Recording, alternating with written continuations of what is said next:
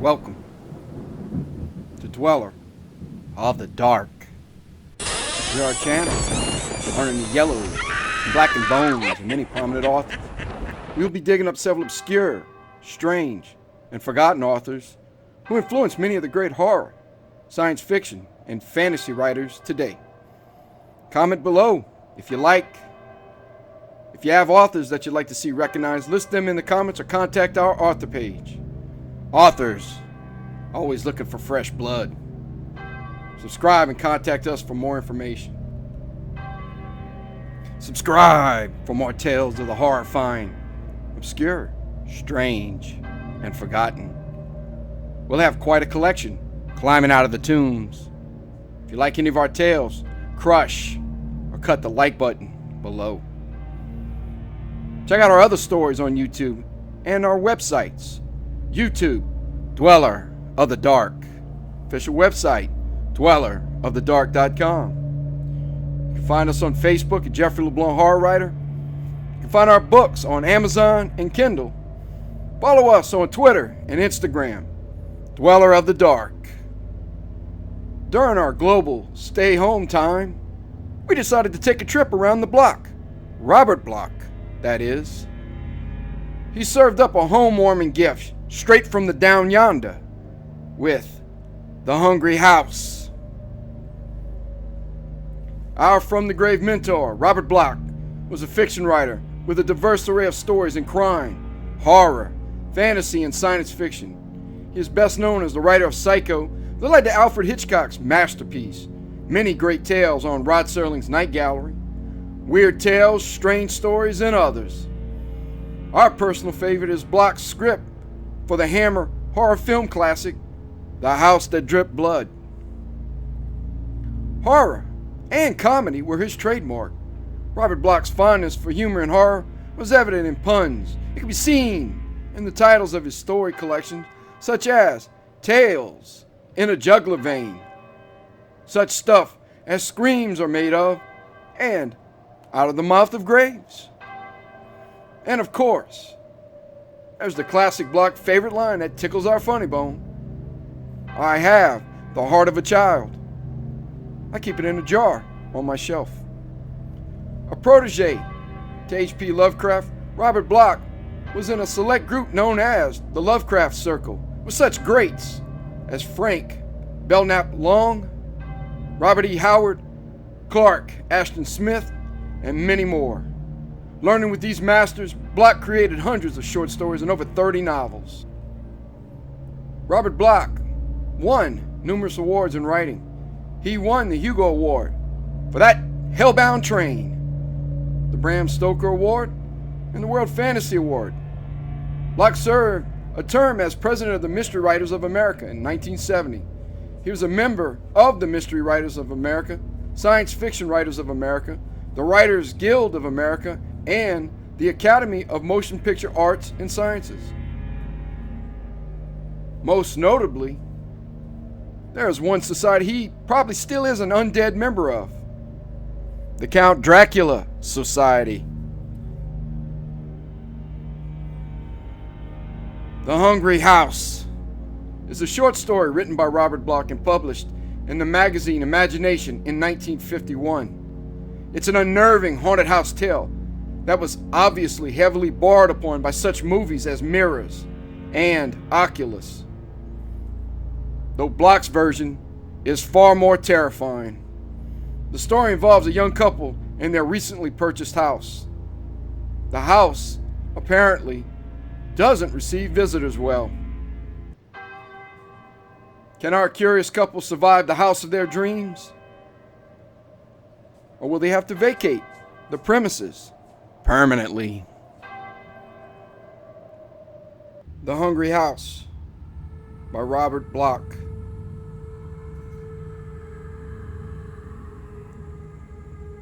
At first, there were just the two of them, he and she, together. That's the way it was when they bought the house. Then it came. Perhaps it was there all the time. waiting for them in the house. At any rate, it was there now, and there was nothing they could do. Moving was out of the question. They'd taken a 5-year lease, secretly congratulating themselves on the low rental. It would be absurd to complain to the agent about it, and impossible to explain to their friends. For that matter, they had nowhere else to go. They had searched for months to find a home. Besides, at first, neither he nor she cared to admit that they were aware of its presence. But both of them knew it was there. She felt it the very first evening in the bedroom. She was sitting in front of the high, old-fashioned boudoir mirror, combing her hair. They hadn't settled all their things yet, and she didn't trouble to dust the place very thoroughly. In consequence, the mirror was cloudy, and the light above it flickered.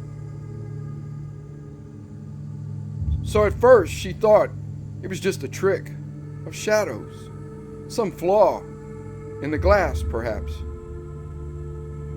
The wavering outline behind her seemed to blur the reflection oddly, and she frowned in distaste.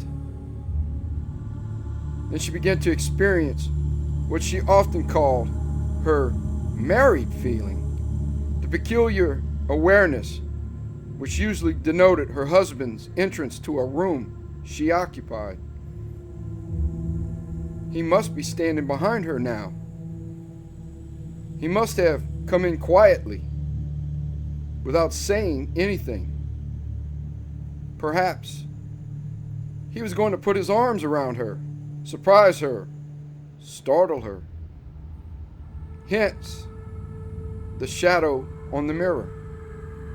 She turned, ready to greet him.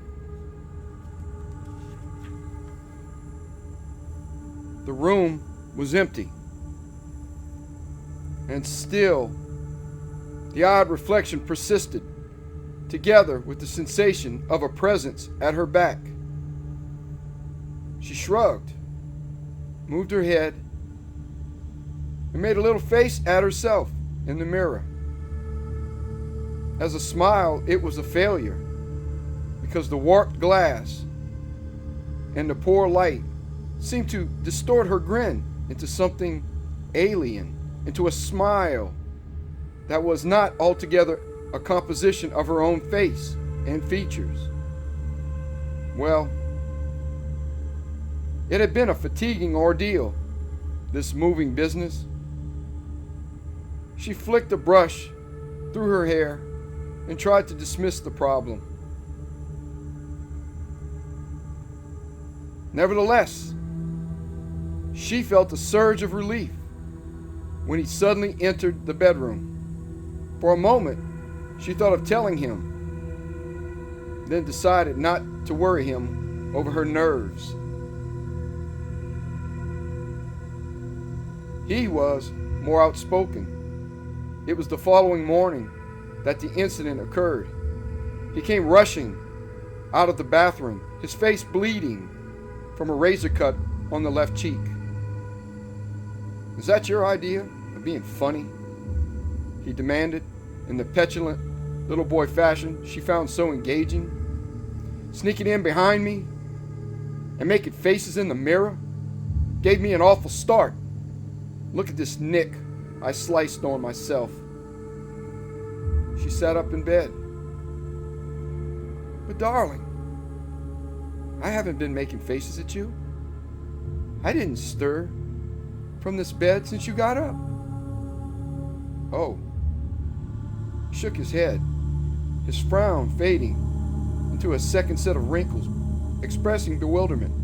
"Oh, I see." "What is it?" She suddenly threw off the covers and sat on the edge of the bed. wriggling her toes and peering at him earnestly. "Nothing," he murmured. "Nothing at all. Just thought I saw you, or somebody, looking over my shoulder in the mirror. All of a sudden, you know. It must be those damn lights. Got to get some bulbs in town today." He patted his cheek with a towel and turned away. She took a deep breath. "I had the same feeling last night," she confessed, then bit her lip. "You did? It's probably just the lights, as you said, darling." "Uh-huh." He was suddenly preoccupied. "That must be it. I'll make sure and bring those new light bulbs." "You'd better.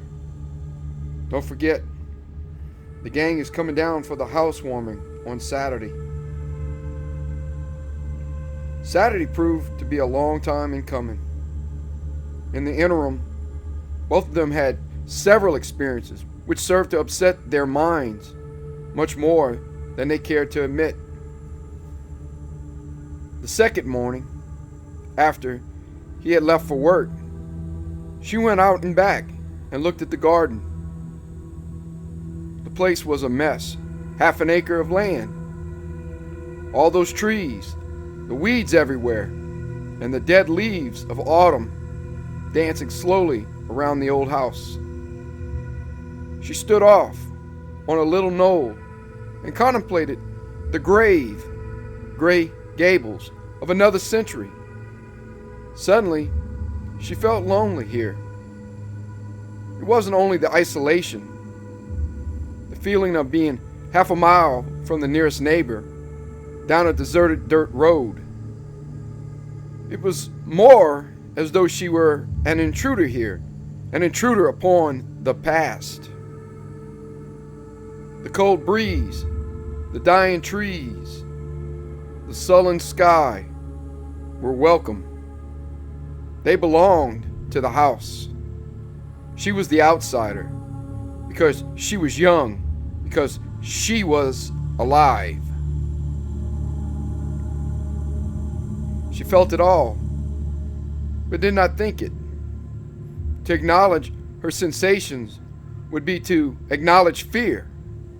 Fear of being alone, or worse still, fear of not being alone. Because as she stood there, the back door closed. Oh, it was the autumn wind, all right. Even though the door didn't bang or slam shut, it merely closed. But that was the wind's work. It had to be. There was nobody in the house. Nobody to close the door. She felt in her house dress pocket for the door key, then shrugged as she remembered leaving it on the kitchen sink. Well, she hadn't planned to go inside yet anyway. She wanted to look over the yard, look over the spot where the garden had been, and where she fully intended a garden to bloom next spring. She had measurements to make and estimates to take, and 100 things to do here outside. And yet, when the door closed, she knew she had to go in. Something was trying to shut her out of her own house, and that would never do. Something was fighting against her, fighting against all idea of change. She had to fight back. So she marched up to the door, rattled the knob, found herself locked out as she expected. The first round was lost, but there was always the window. The kitchen window was eye level in height, and a small crate served to bring it within easy reach. The window was open a good 4 inches, and she had no trouble inserting her hands to raise it further. She tugged. Nothing happened. The window must be stuck. But it wasn't stuck. She'd just opened it before going outside, and it opened quite easily. Besides, they tried all the windows and found them in good operating condition. She tugged again. This time, the window raised a good 6 inches, and then something slipped. The window came down like the blade of a guillotine, and she got her hands out just in time. She bit her lip, sent strength through her shoulders, raised the window once more. And this time, she stared into the pane. The glass was transparent, ordinary window glass. She'd washed it just yesterday, and she knew it was clean. There had been no blur, no shadow, and certainly no movement. But there was movement now. Something cloudy, something obscenely opaque, peered out of the window, peered out of itself, and pressed the window down against her. Something matched her strength to shut her out. Suddenly, hysterically, she realized that she was staring at her own reflection through the shadows of the trees. Of course, it had to be her own reflection, and there was no reason for her to close her eyes and sob as she tugged the window up and half tumbled her way into the kitchen. She was inside and alone. Quite alone. Nothing to worry about. Nothing to worry him about. She wouldn't tell him. He wouldn't tell her either. Friday afternoon, when she took the car and went into town for groceries and liquor in preparation for tomorrow's party, he stayed home from the office and arranged the final details of settling down. That's why he carried up all the garment bags to the attic to store the summer clothes, get them out of the way. And that's how he happened to open the little cubicle under the front gable. He was looking for the attic closet. He put down the bags and started to work along the wall with a flashlight. Then he noticed the door and the padlock. Dust and rust told their own story. Nobody had come this way for a long, long time. He thought again of Hacker, the glib real estate agent who'd handled the rental of the place. Been vacant several years and needs a little fixing up, Hacker had said. From the looks of it, nobody had lived here for a coon's age. All the better. He could force the lock with a common file. He went downstairs for the file and returned quickly, noting as he did so the heavy attic dust. Apparently, the former occupants had left in something of a hurry. Debris was scattered everywhere, and swirls and swirls scored the dust to indicate that belongings had been dragged and hauled and swept along in a haphazard fashion. Well, he had all winter to straighten things out, and right now he'd settle for storing the garment bags. Clipping the flashlight to his belt, he bent over the lock, file in hand, and tried his skill at breaking and entering. The lock sprung. He tugged at the door, opened it, inhaled a gust of moldy dampness, then raised the flash and directed the beam into the long, narrow closet. 1,000 silver slivers stabbed at his eyeballs, golden, Gleaming fire seared his pupils. He jerked the flashlight back, sent the beam upwards. Again, lances of light entered his eyes. Suddenly, he adjusted his vision and comprehension. He stood peering into a room full of mirrors. They hung from cords, lay in corners, stood along the walls in rows. There was a tall, stately, full-length mirror set in a door.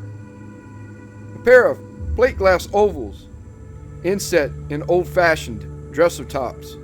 A panel glass, and even a complete dismantled bathroom medicine cabinet similar to the one they had just installed. And the floor was lined with hand mirrors of all sizes and shapes. He noted an ornate silver-handled mirror straight from a woman's dressing table.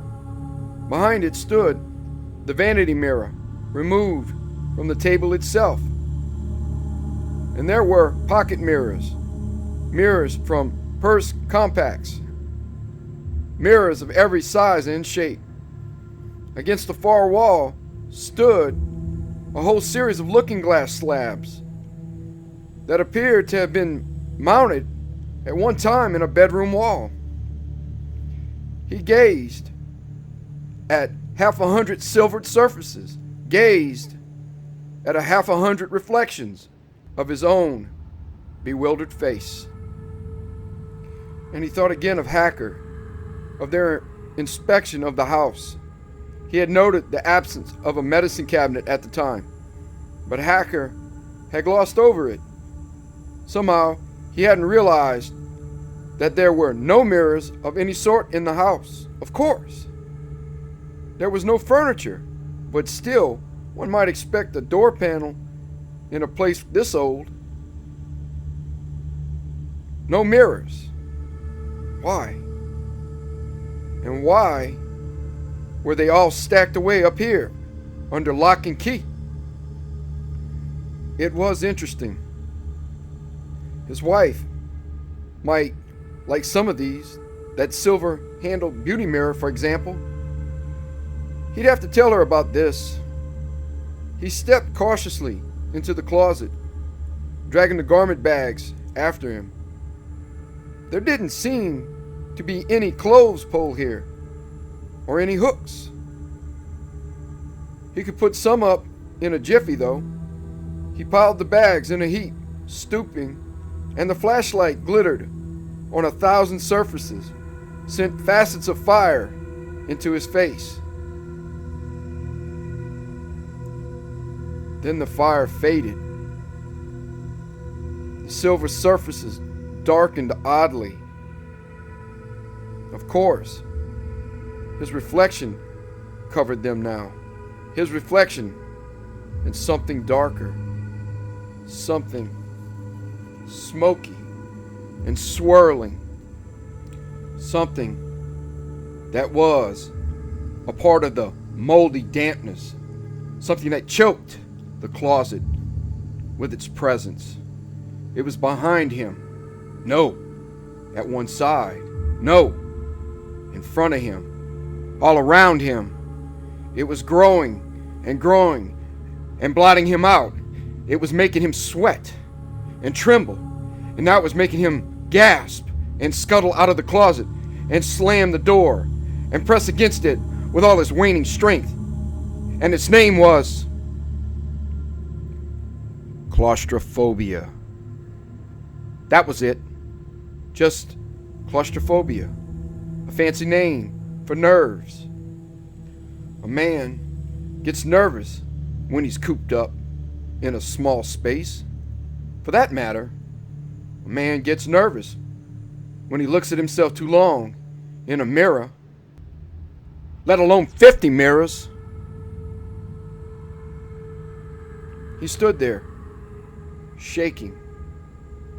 And to keep his mind occupied, keep his mind off what he had just half seen, half felt, half known, he thought about mirrors for a moment, about looking into mirrors, Women did it all the time. Men were different. Men, himself included, seemed to be self-conscious about mirrors. He could remember going into a clothing store and seeing himself in one of the complicated arrangements that afforded a side and rear view. What a shock that had been the first time, and every time, for that matter. A man looks different in a mirror, not the way he imagines himself to be, knows himself to be. A mirror distorts. That's why men hum and sing and whistle while they shave, to keep their minds off their reflections. Otherwise, they'd go crazy. What was the name of that Greek mythological character who was in love with his own image? Narcissus? That was it. Staring into a pool for hours? Women could do it, though, because women never saw themselves. Actually, they saw an idealization, a vision. Powder, rouge, lipstick, mascara, eyeshadow, brilliantine, or merely an emptiness to which these elements must be applied. Women were a little crazy to begin with, anyway. Hadn't she said something the other night about seeing him in her mirror when he wasn't there? Perhaps he'd better not tell her after all. At least, not until he checked with the real estate agent, Hacker. He wanted to find out about this business anyway. Something was wrong somewhere. Why had the previous owner stored all the mirrors up here? He began to walk back through the attic, forcing himself to go slowly, forcing himself to think of something, anything, except the fright he'd had in the room of reflections. Reflect on something. Reflections. Who's afraid of the big bad reflection? Another myth, wasn't it? Vampires. They had no reflections. Tell me the truth now, Hacker. The people who built this house, were they vampires? That was a pleasant thought. That was a pleasant thought to carry downstairs in the afternoon twilight, to hug to your bosom in the gloom while the floors creaked and the shutters banged, and the night came down in the house of shadows, where something peered around the corners and grinned at you in the mirrors on the walls. He sat there, waiting for her to come home, and he switched on all the lights, and he put the radio on too, and thanked God he didn't have a television set, because there was a screen, and the screen made a reflection, and the reflection might be something he didn't want to see. But there was no more trouble that evening. And by the time she came home with her packages, he had himself under control. So they ate and talked quite naturally. Oh, quite naturally. And if it was listening, it would know they were both afraid. They made their preparations for the party and called up a few people on the phone. And just on the spur of the moment, he suggested inviting Hacker, too. So that was done, and they went to bed.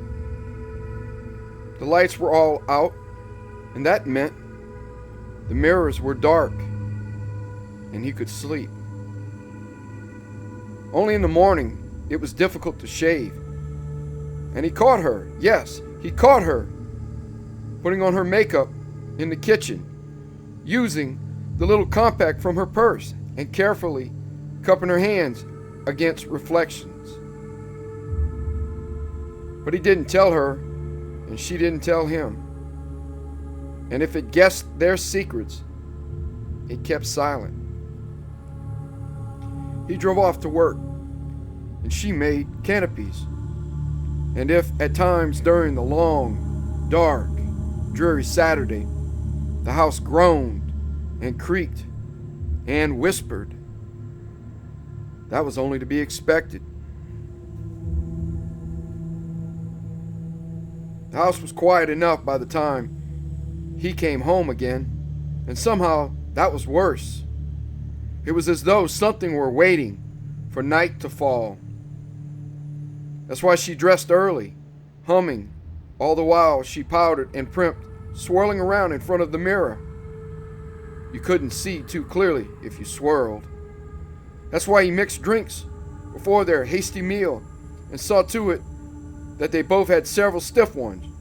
You couldn't see too clearly if you drank. And then the guests tumbled in. The Teeters, complaining about the winding back road through the hills. The Vallants, exclaiming over the antique paneling and the high ceilings. The Ayres, whooping and laughing, with Vic remarking that the place looked like something designed by Charles Adams. That was a signal for a drink. And by the time Hacker and his wife arrived, the blaring radio found ample competition from the voices of the guests. He drank and she drank, but they couldn't shut it out altogether. That remark about Charles Adams was bad. And there were other things, little things. The Talmadges had brought flowers, and she went out to the kitchen to arrange them in a cut glass vase. There were facets in the glass, and as she stood in the kitchen, momentarily alone, and filled the vase with water from the tap, the crystal darkened beneath her fingers, and something peered, reflected from the facets. She turned quickly, and she was all alone, holding 100 naked eyes in her hands. So she dropped the vase, and the Ayres, and Talmadges, and Hackers, and Valiants trooped out to the kitchen, and he came too. Talmadge accused her of drinking, and that was reason enough for another round. He said nothing, but got another vase for the flowers. And yet, he must have known, because when somebody suggested a tour of the house, he put them off. "We haven't straightened things out upstairs yet," he said. "It's a mess. And you'd be knocking into crates and stuff." "Who's up there now?"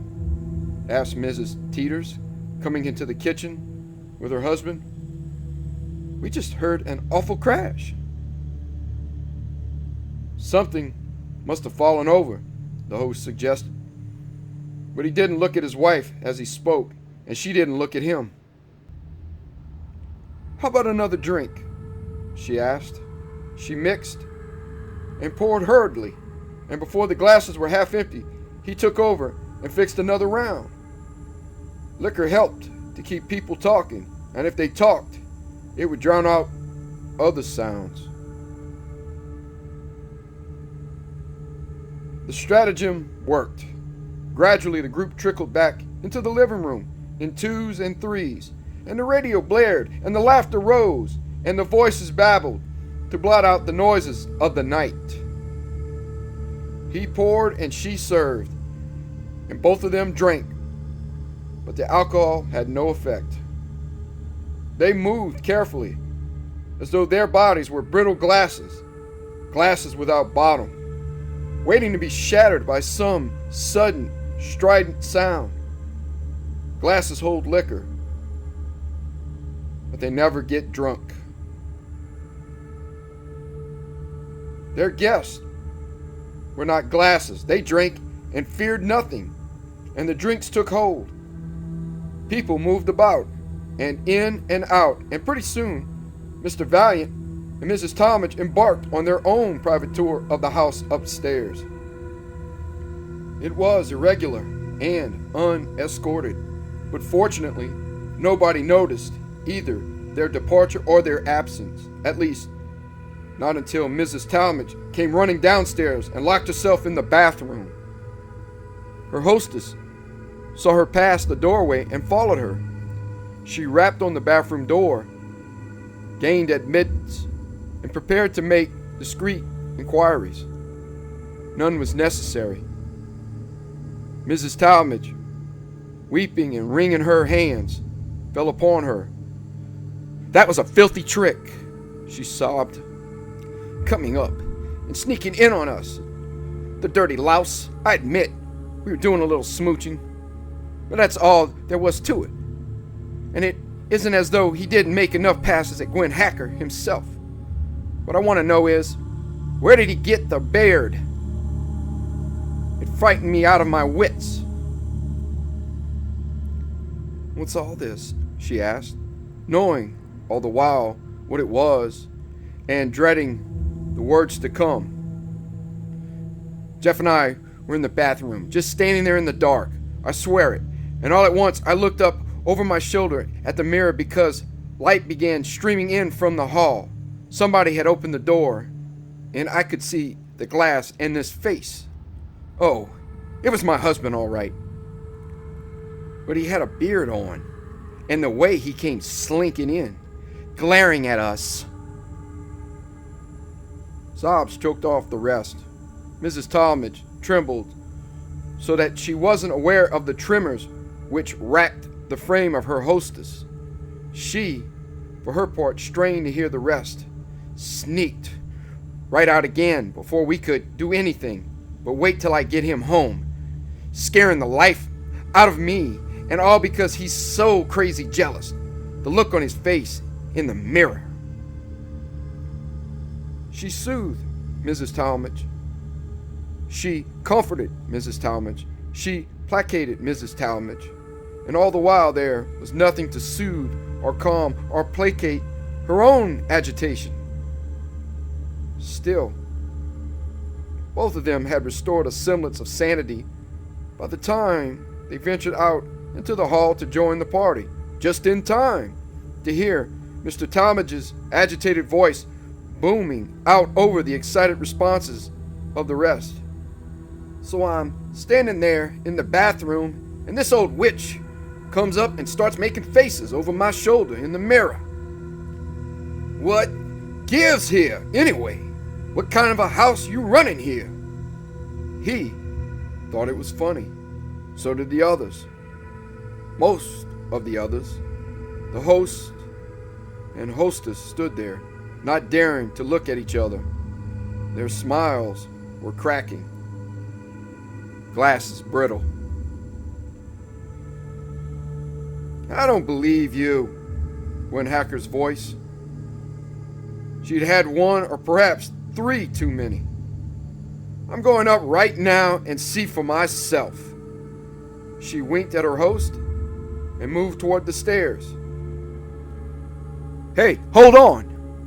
He was too late. She swept or wobbled past him. "Halloween pranks?" said Talmadge, nudging him. "Old babe in a fancy hairdo? Saw her plain as day. What you cook up for us here, anyhow?" He began to stammer something, anything, to halt the flood of foolish babbling. She moved close to him, wanting to listen, wanting to believe, wanting to do anything but think of Gwen Hacker upstairs, all alone, upstairs, looking into a mirror and waiting to see. The screams came then. Not sobs, not laughter, but screams. He took the stairs 2 at a time. Fat Mr. Hacker was right behind him, and the others straggled along, suddenly silent. There was the sound of feet clubbing the staircase, the sound of heavy breathing, and over everything, the continuing high-pitched shriek of a woman confronted with terror too great to contain.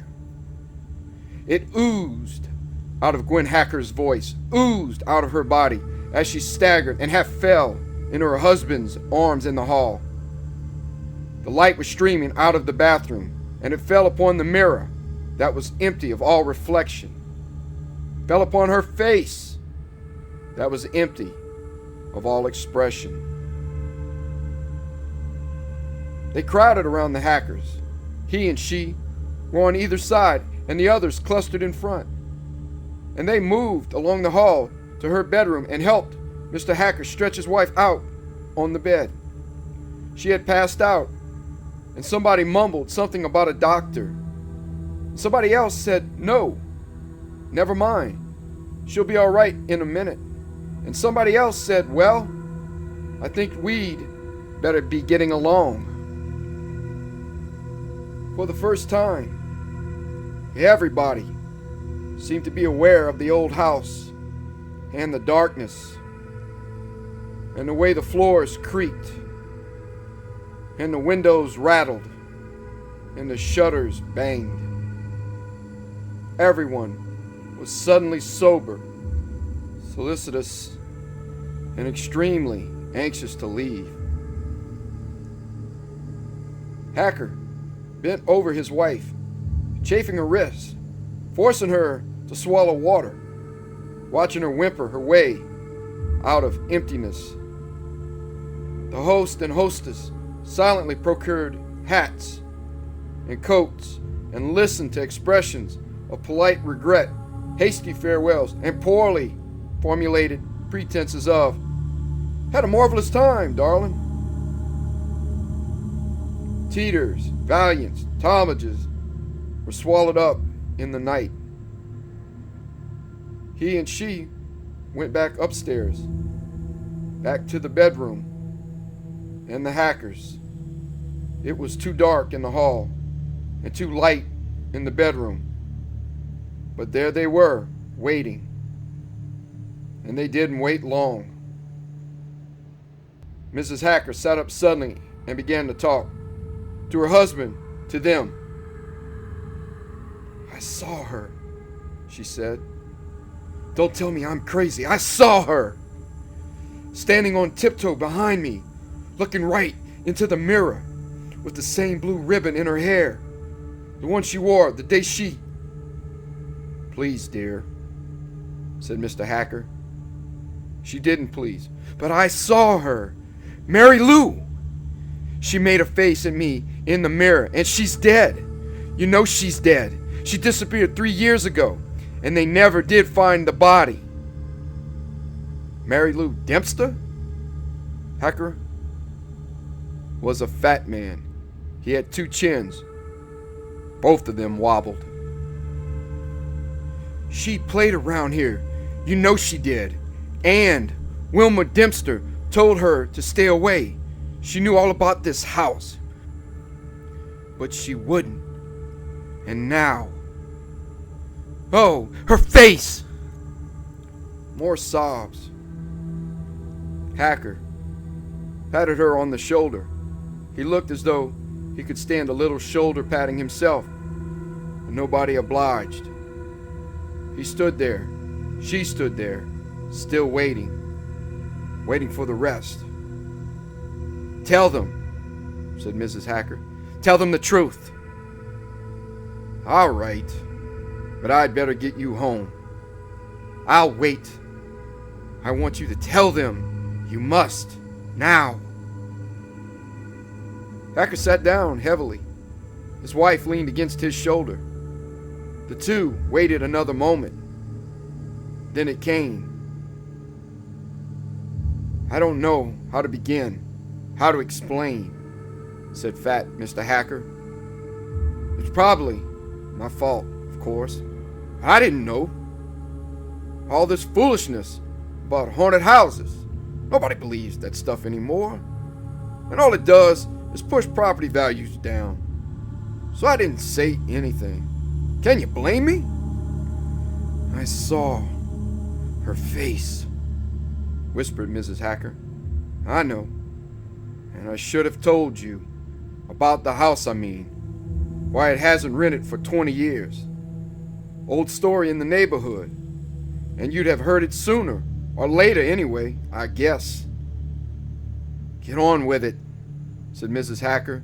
She was suddenly strong again, and he, with his wobbling chins, was weak.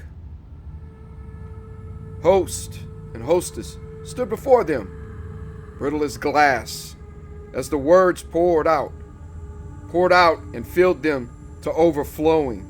He and she, watching and listening, filling up with the realization, with the knowledge, with that for which they had waited. It was the Bellman house they were living in. The house Joe Bellman built for his bride back in the 60s. The house where his bride had given birth to Laura and taken death in exchange.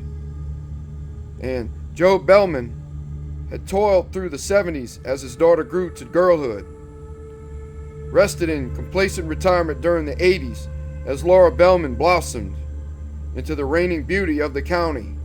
Some said the state. But then flattery came quickly to men's lips in those days. There were men aplenty coming and going through that decade, passing through the hall in polished boots, bowing and stroking brilliantine mustachios, smirking at old Job, grinning at the servants, and gazing in moonstruck adoration at Laura. Laura took it all as her rightful due, but land's sakes, she'd never think of it. No, not while Papa was still alive, and no, she couldn't. She was much too young to marry, and why? She'd never heard of such a thing. She'd always thought it was so much nicer just being friends. Moonlight, dances, parties, hay rides, sleigh rides, candy, flowers, gifts, tokens, cotillion balls, punch, fans, beauty spots, dressmakers, curlers, mandolins, cycling, and the years that whirled away. And then one day, old Job dead, in the four-poster bed upstairs, and the doctor came, and the minister, and then the lawyer. Hacking away with his dry, precise little cough, and his talk of inheritance and estate and annual income. Then she was alone, just she and the servants and the mirrors. Laura and her mirrors. Mirrors in the morning, in the careful inspection, the scrutiny that began the day.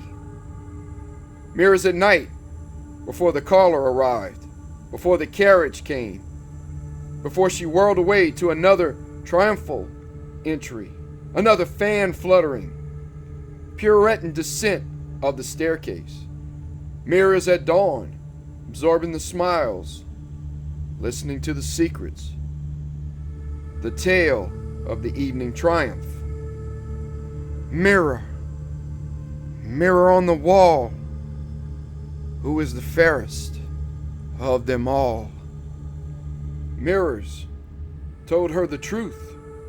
Mirrors did not lie. Mirrors did not paw or clutch or whisper or demand in return for acknowledgement of beauty. Years passed, but mirrors did not age, did not change, and Laura did not age. The callers were fewer, and some of them were oddly altered. They seemed older somehow, and yet how could that be? For Laura Bellman was still young. The mirrors said so, and they always told the truth. Laura spent more and more time with the mirrors, powdering, searching for wrinkles, tinting and curling her long hair, smiling, fluttering eyelashes, making deliciously delicate little moues, swirling daintily, posturing before her own perfection. Sometimes, when the callers came, she sent word that she was not at home. It seemed silly, somehow, to leave the mirrors. And after a while, there weren't many callers to worry about. Servants came and went. Some of them died. But there were always new ones. Laura and the mirrors remained. The 90s were truly gay, but in a way other people wouldn't understand. How Laura laughed, rocking back and forth on the bed, sharing her giddy secrets with the glass.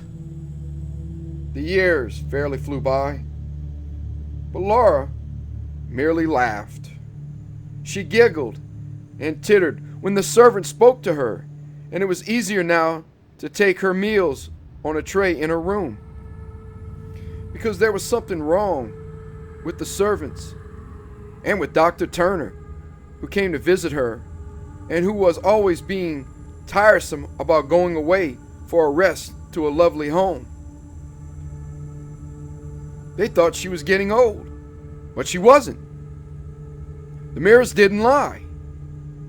She wore the false teeth and the wig to please the others, the outsiders, but she didn't really need them. The mirrors told her she was unchanged. They talked to her now. The mirrors did. And she never said a word. Just sat nodding and swaying before them in the room, reeking of powder and patchouli, stroking her throat and listening to the mirrors telling her how beautiful she was and what a belle she would be if she would only waste her beauty on the world. But she'd never leave here. Never. She and the mirrors would always be together. And then came the day they tried to take her away. And they actually laid hands upon her. Upon her, Laura Bellman, the most exquisitely beautiful woman in the world. Was it any wonder that she fought, clawed, and kicked and whined, and struck out so that one of the servants crashed headlong into the beautiful glass and struck his foolish head and died, his nasty blood staining the image of her perfection?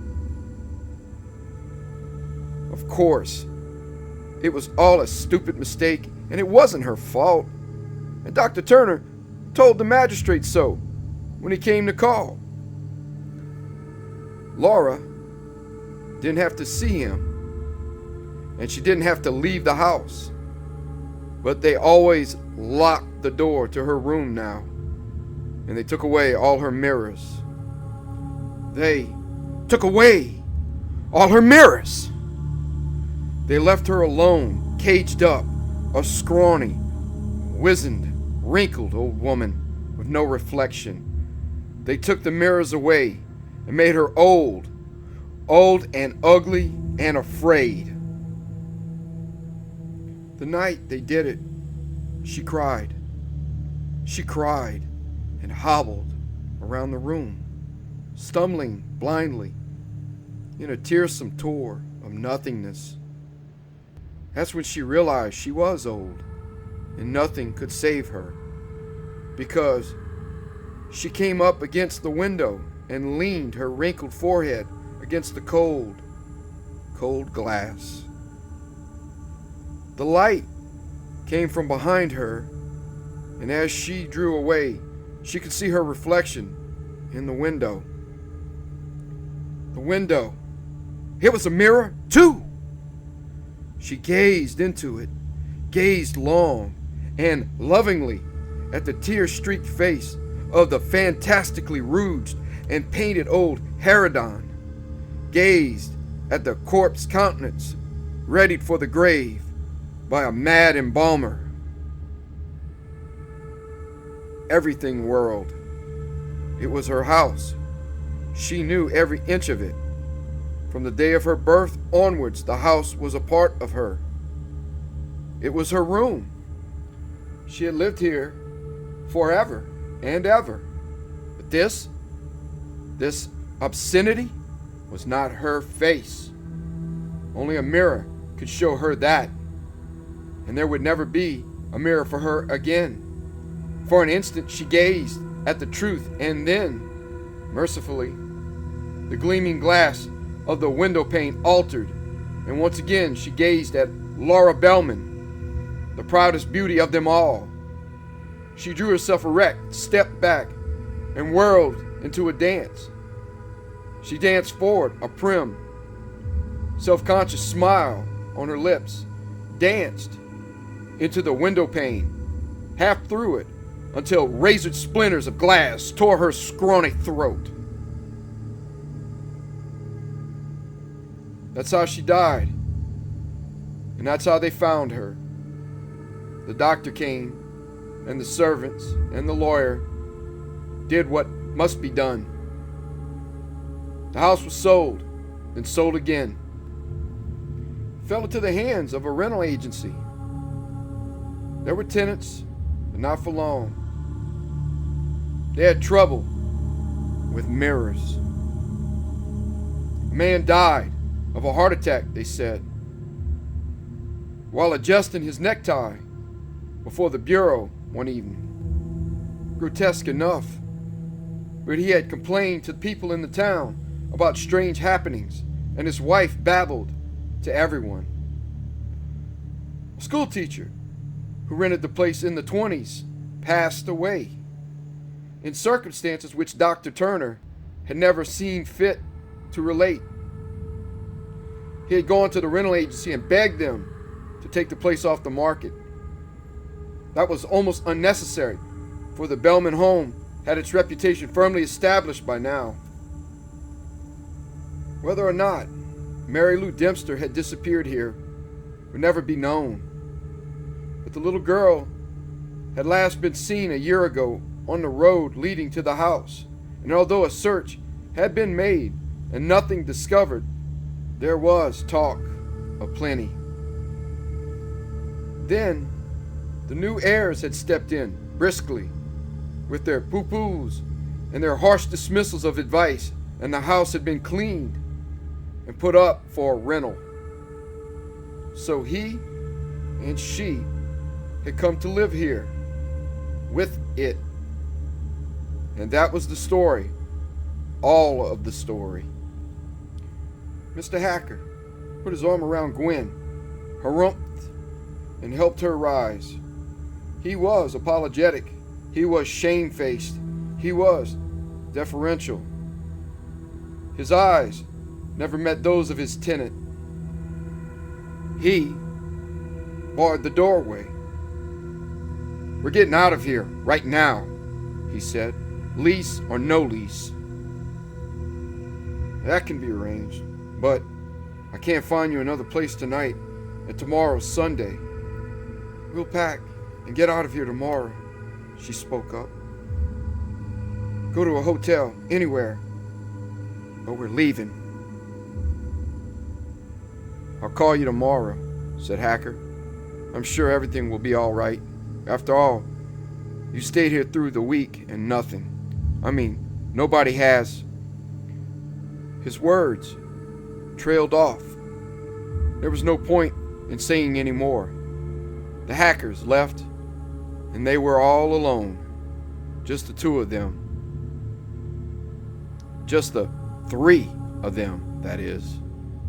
But now he and she, were too tired to care. The inevitable letdown, product of overindulgence and overexcitement, was at hand.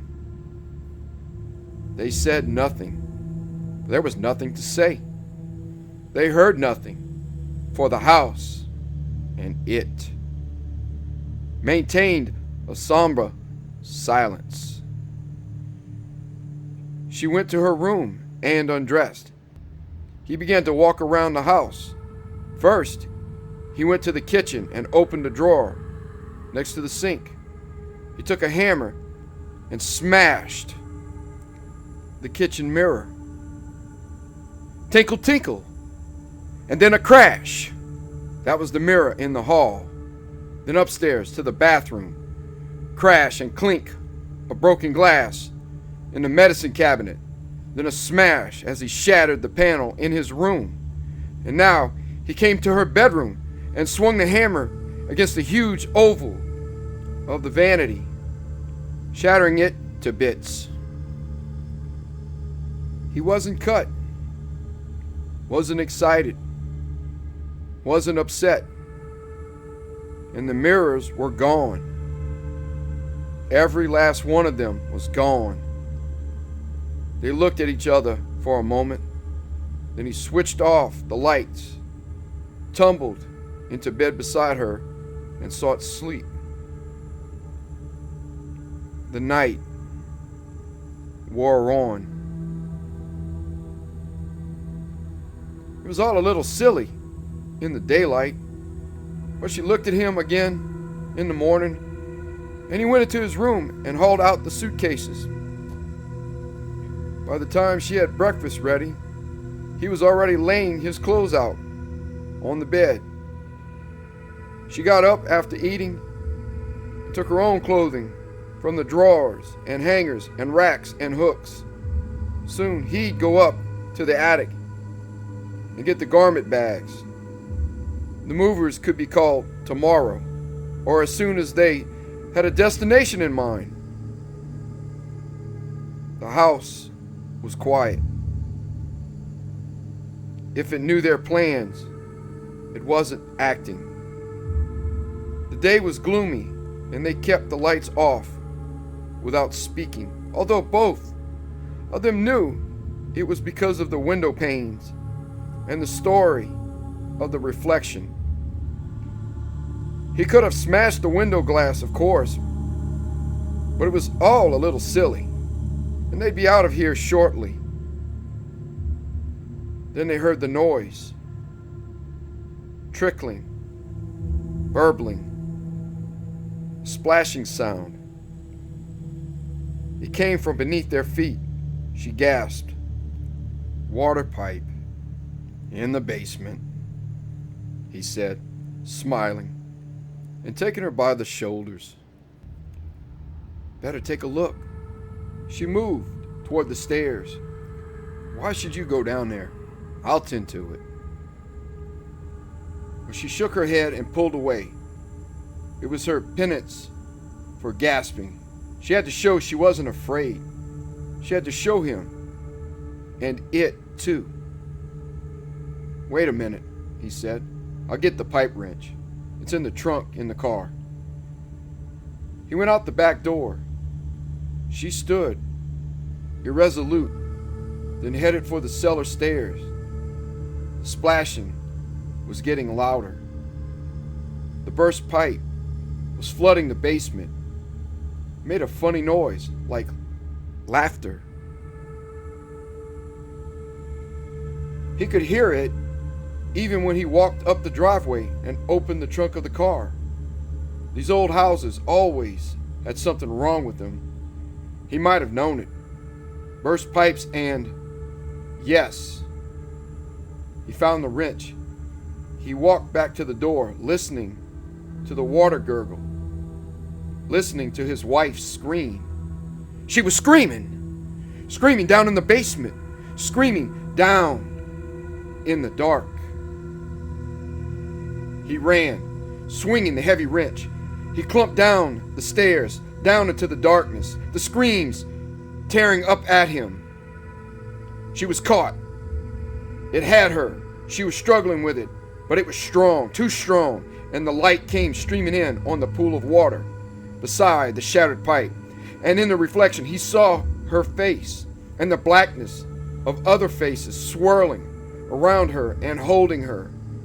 He brought the wrench up, brought it down on the black blur, hammering and hammering and hammering until the screaming died away. And then he stopped and looked down at her. The dark blur had faded away into the reflection of the water, the reflection that had evoked it. But she was still there, and she was still, and she would be still forever now. Only the water was getting red, where her head rested in it, and the end of the wrench was red too. For a moment, he started to tell her about it, and then he realized she was gone. Now there were only the two of them left, he and it. And he was going upstairs. He was walking upstairs, still carrying the bloody wrench, and he was going over to the phone to call the police and explain. He sat down in a chair before the phone, thinking about what he'd tell them, how he'd explain. It wouldn't be easy. There was this mad woman, see, and she looked into mirrors until there was more of her alive in her reflection than there was in her own body. So when she committed suicide, she lived on somehow and came alive in mirrors or glass or anything that reflected. And she killed others or drove them to death, and their reflections were somehow joined with hers, so that this thing kept getting stronger and stronger, sucking away at life with that awful core of pride that could live beyond death. Woman, thy name is vanity. And that, gentlemen, is why I killed my wife. Yes, it was a fine explanation, but it wouldn't hold water. Water. The pool in the basement had evoked it.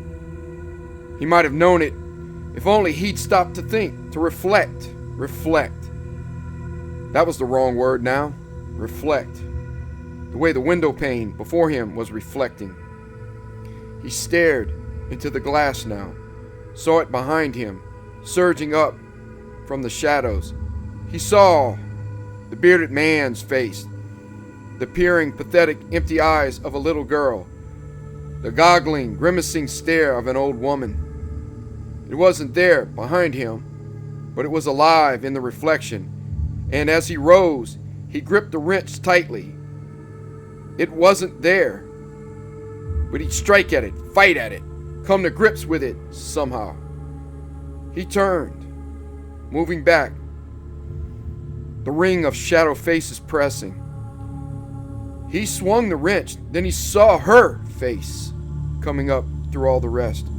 Her face with shining splinters where the eyes should be. He couldn't smash it down. He couldn't hit her again. It moved forward. He moved back. His arm went out to one side. He heard the tinkle of window glass behind him and vaguely remembered that this was how the old woman had died. The way he was dying now, falling through the window and cutting his throat. And the pain lanced up and in, tearing at his brain as he hung there on the jagged spikes of glass, bleeding his life away. Then he was gone. His body hung there, but he was gone. There was a little puddle on the floor, moving and growing. The light from outside shone on it, and there was a reflection. Something emerged fully from the shadows now, emerged and capered demurely in the darkness. It had the face of an old woman and the face of a child, the face of a bearded man, and his face and her face changing and blending. It capered and postured, and then it squatted, dabbling. Finally, all alone in the empty house, it just sat there and waited. There was nothing to do now but wait for the next to come. And meanwhile, it could always admire itself in that growing red reflection on the floor.